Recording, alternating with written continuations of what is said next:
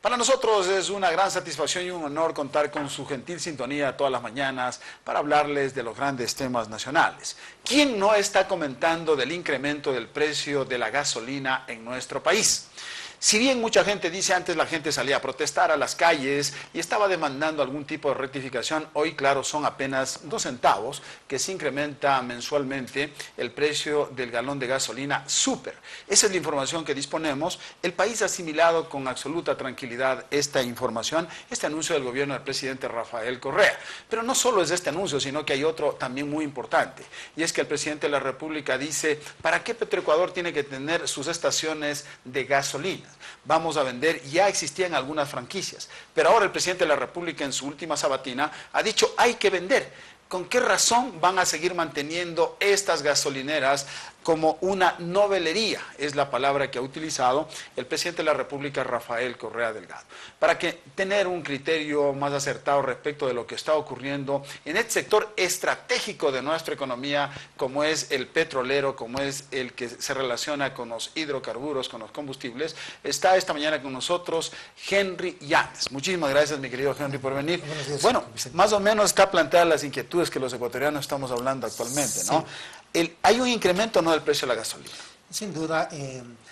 Dicen que la proyección es subir a $2.30 el precio de venta al público de la gasolina súper. Pero esto resulta contradictorio, porque mientras va bajando el precio del barril del petróleo, los derivados deberían bajar. Claro, en Estados Unidos pasa eso, ¿no? Sí. O sea, los americanos, sí. Uno vio un reporte, ¿no? Perdona que te interrumpa. Sí. Ahí la noticia es, por ejemplo, yo he visto encuestas, ¿no? Dice, sí, está bajando el precio de la gasolina porque ha bajado el precio del barril de petróleo. Claro. Aquí es lo contrario. ¿Cómo se explica eso? Esto es contra la economía. Y claro, el economista Correa parece que no recibió de manera consistente lo que es el manejo de política económica o economía política, porque nadie entiende que bajando la materia prima suban sus derivados, cuando es más bien lo contrario. Si baja la materia prima, tienen que bajar los derivados. Entonces allí hay una contradicción. Segunda contradicción del presidente. Él dijo el sábado que había una competencia desleal.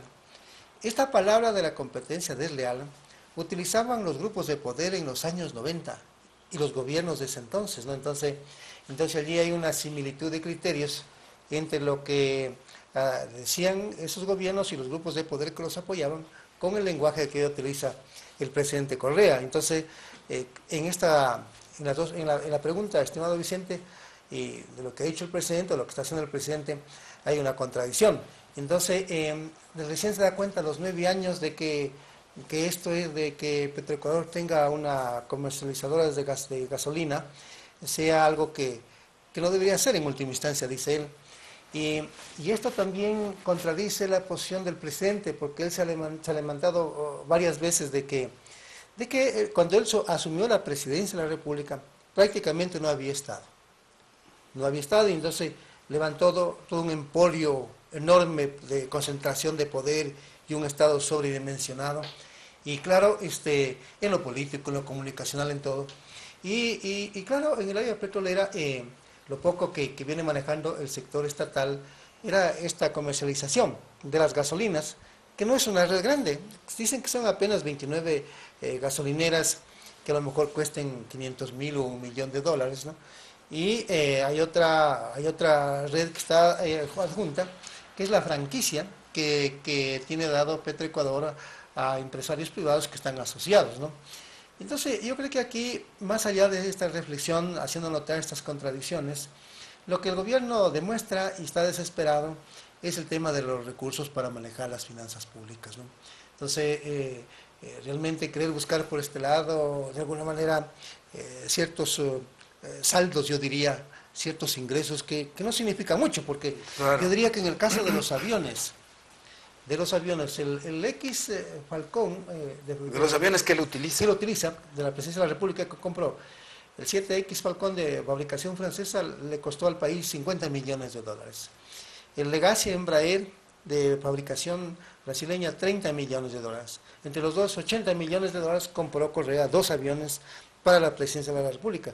Yo diría que vendiendo esos 2 aviones va a tener más ingresos que vendiendo las pocas gasolineras que tiene Petroecuador, ¿no? Entonces, yo diría que es una especie de ahorro con las debidas disculpas a la gente que se dedica a esta actividad. Es un ahorro de cocinera, porque allí no está el problema. El problema está, estimado Vicente, es en los contratos, ¿no? Con los contratos de prestación de servicios, que el Estado les paga $35, $41 por acción de correa, y ese contrato ilegal, donde entregó todos los campos petroleros a sí mismo, ese contrato de prestación de servicios integrados con financiamiento, que así mismo les paga a las compañías $35, $37, más bien la riqueza de este país se va por allá. Claro, es decir, no es rentable, ¿no? Y claro, y el presidente debía poner la atención. ¿Y habrá chance de que el presidente vuelva a renegociar esos contratos? Yo diría que no lo va a poder, pero por las circunstancias él debería dar por porque con bombos y platillos, incluso uno de los logros, se dijo, de la Revolución Ciudadana, es haber mejorado el tema de la contratación petrolera. Fracaso total, estimado Vicente. Y esto ha ocurrido, ¿no? Pero claro, habría que hacer una interpretación de lo que está ocurriendo. El presidente de la República el otro día subastó un reloj que le regaló un emir de Qatar, me parece, al hijo del presidente de la República. Le regaló este reloj, y lo subastó en $15,000, ¿no? Claro. Luego el tema de la repetición de los diputados, de los exdiputados del 2004, que más o menos esto es $15 millones, ¿no? Y vamos así rebuscando el dinero a ver cómo es que vamos a salir de esta crisis económica. Entonces, la pregunta es, ¿cuál es el mensaje que con estas cosas quiere dar Correa? Yo creo que lo que demuestra es el mal manejo de la economía en el Ecuador. Cuando hace Correa estas cosas parece sus viejos gamonales del siglo XVIII, ¿no? Que entraban a los templos y daban caridad y limosna a la gente que estaba sentado al ingreso de los templos, ¿no? Y pensaban que con eso se salvaban, mientras tanto que por otro lado explotaban a los pueblos, ¿no? Correa es eso y deja explotar al Ecuador en cosas enormes.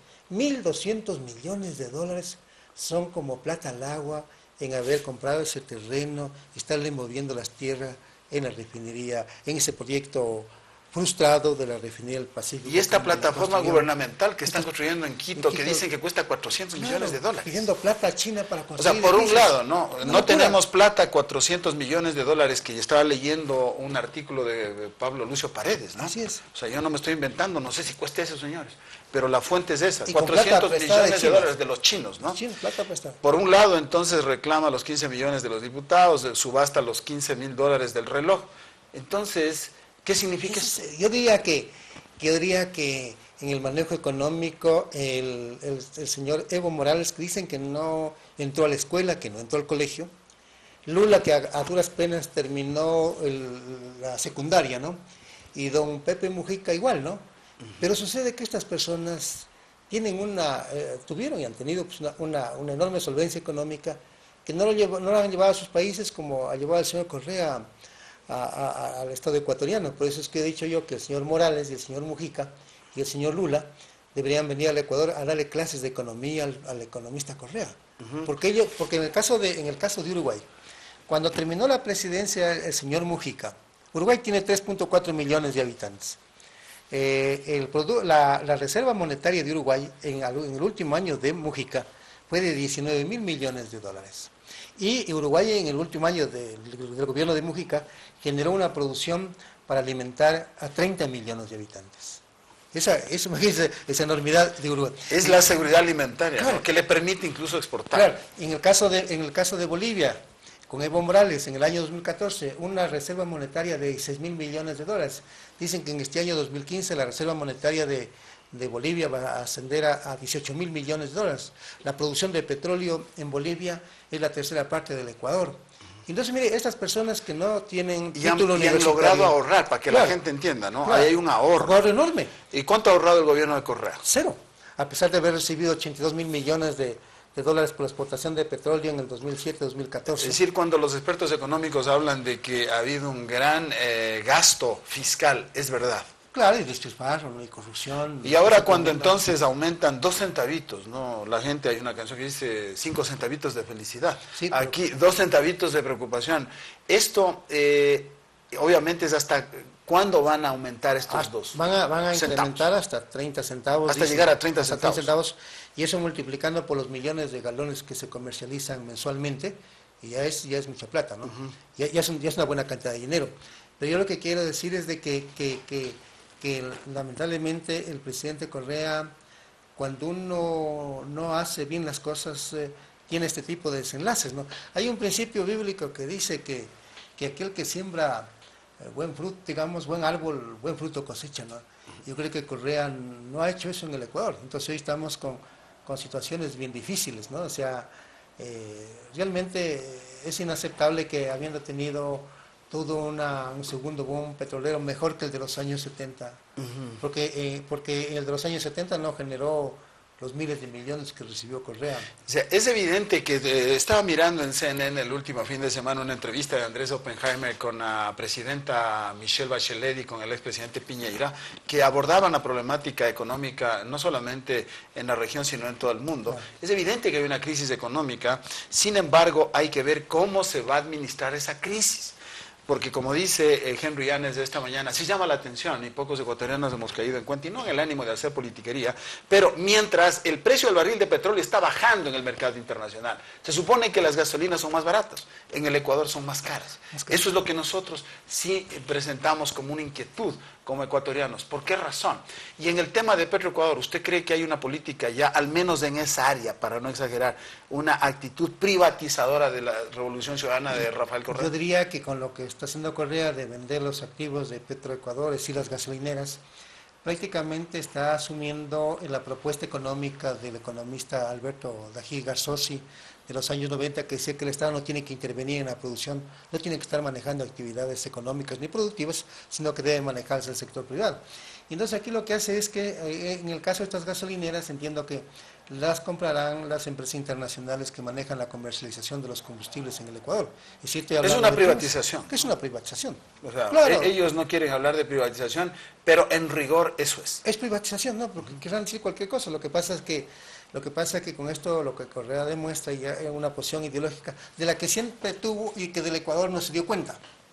Y que todavía hay sectores que no se han dado cuenta.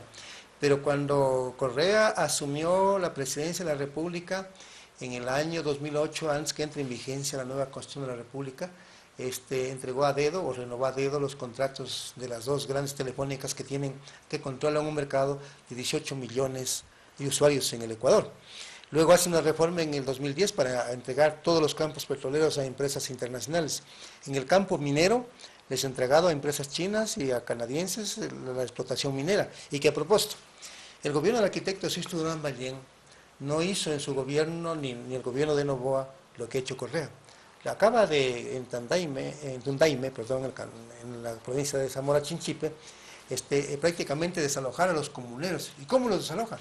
Arrastrándoles, destruyendo sus casas, a la madrugada, como que fueran mafiosos, como que fueran delincuentes, la gente del campo. Es decir, yo rechazo esa agresión, esa brutalidad en contra de la gente, pero que esto sirva para que el Ecuador vaya despertando poco a poco, y entonces sí, a futuro no se vuelva a equivocar, y en las urnas tiene que castigarlo a este gobierno y a sus seguidores de Alianza País. Es la única manera.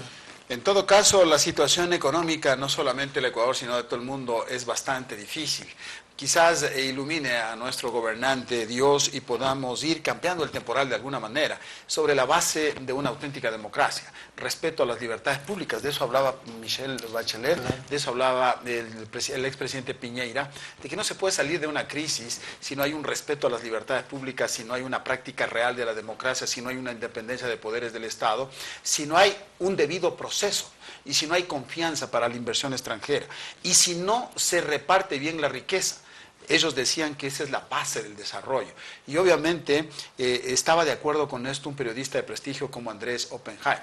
De lo contrario, si no hay una auténtica sustitución de exportaciones, porque ya debemos pasar precisamente del extractivismo vendiendo lo mismo de siempre. ¿Qué vendemos los ecuatorianos? Ellos daban una cifra. Andrés Oppenheimer decía que Ecuador aproximadamente basa su economía en un 84% en la venta de productos tradicionales. ¿Cómo qué?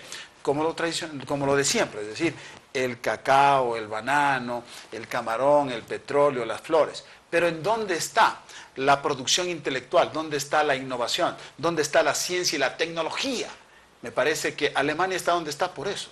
Ahí está Japón igualmente y otras naciones industriales como los chinos. Me parece que ese es el punto. Creo que la crisis económica que estamos viviendo los ecuatorianos y los habitantes de América Latina y de todo el mundo hace ver que es necesario que nuestros líderes estén a la altura de las circunstancias. Antes de terminar esta entrevista, quiero felicitar y agradecer a Henry Llanes por esta magnífica obra que ha tenido la gentileza de traerme esta mañana. La obra se llama Ideología, Políticas y Democracia. He tenido la gentileza también de ponerme su autógrafo, ¿no? Así que muchísimas gracias, mi querido Gracias, Henry, mi querido Vicente, y siempre a las órdenes. Simplemente quiero concluir que cuando uno tiene visión de futuro, siempre debe darse cuenta de que la historia no es lineal. La historia tiene altos y tiene bajos.